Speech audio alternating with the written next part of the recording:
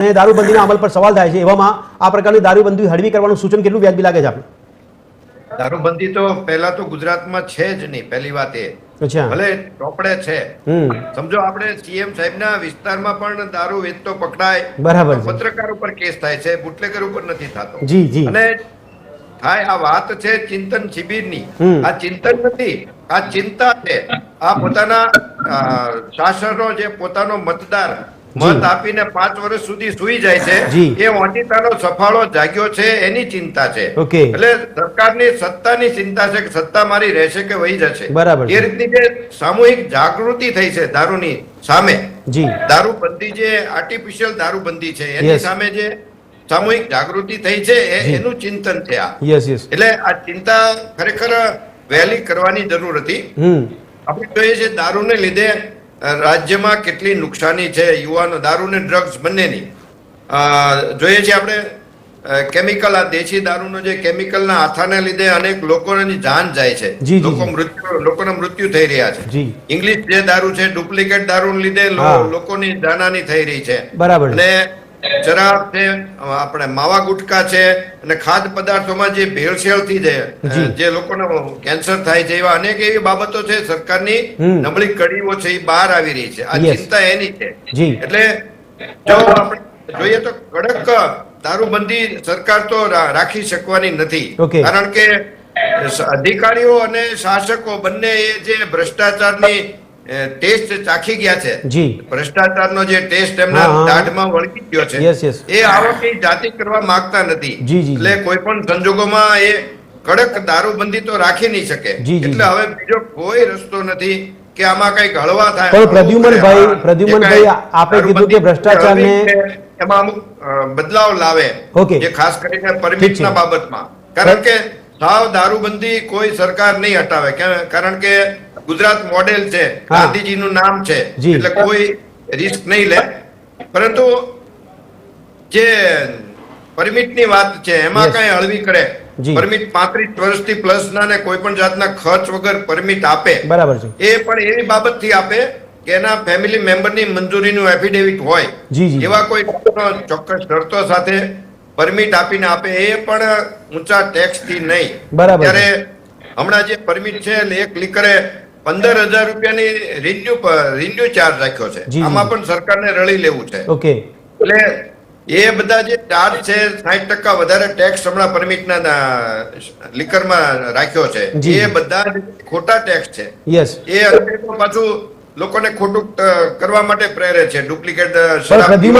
પ્રદ્યુમનભાઈ મળતો તો શું આપણે એવું માની શકીએ કે દારૂબંધી હળવી કરે કે હટાવવામાં આવે તો ક્વોલિટી વાળો દારૂ લોકો પાસે પહોંચે?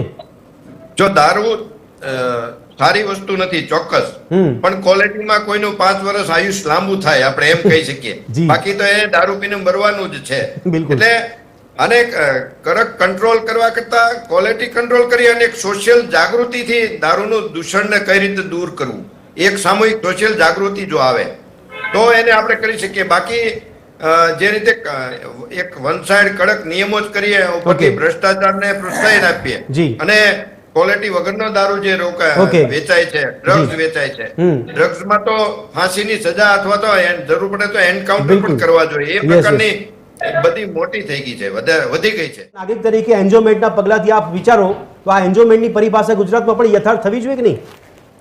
જી, આપણે ગુજરાતમાં 3 પ્રકારના લોકો છે સમાજમાં. એક પીવે છે, નથી પીતા, અને એક દંભી, જે પીવે છે પણ સ્વીકારતા નથી. બરાબર છે, એ પ્રકારના છે. એટલે આમાં કઈ રીતના ખુલ્લા આવીને વાત કરશે એની ઉપર છે. અને મેઇન વાત એ છે કે આ કોઈ ટુરિસ્ટનો કે ટુરિઝમનો વિષય નથી. જો ચિંતન શિબિરમાં માત્ર ટુરિઝમની વાત થઈ હોય તો પછી એમણે ગિફ્ટ સિટી જેવા બીજા 2-5 પોઈન્ટ કરવા હોય તો કરી નાખવાના હોય. એ કોઈ ચિંતનનો વિષય નથી, એમાં કોઈ પ્રજા પણ વિરોધ નહીં કરે. પરંતુ રાજ્યમાં જે પેરેલલ ચાલી રહ્યું છે, વિકાસની સાથે વિનાશ જે પેરેલલ ચાલી રહ્યું છે, ડ્રગ્સમાં, દારૂમાં, એ જે નુકસાની છે આમ જનતાની, એને લીધે જે વિરોધ થયો છે, એમાં સરકાર શું કરી શકે તેમ છે, એ આજની જનતા જવાબ માંગી રહી છે. દારૂબંધી છે અને દારૂબંધી જ રહે એવી મેક્સિમમ પ્રજા પણ પોતે એવું માને છે કે દારૂબંધી જ રહે. પરંતુ કડક દારૂબંધી, રિયલ દારૂબંધી રહેવી જોઈએ. એ શા માટે નથી રહેતી? આપણે આપણા ડેપ્યુટી સીએમ સાહેબ, હોમ મિનિસ્ટર પણ પોતે અને બીજા અનેક અધિકારીઓ વારંવાર બોલતા હોય છે. બિલકુલ બિલકુલ.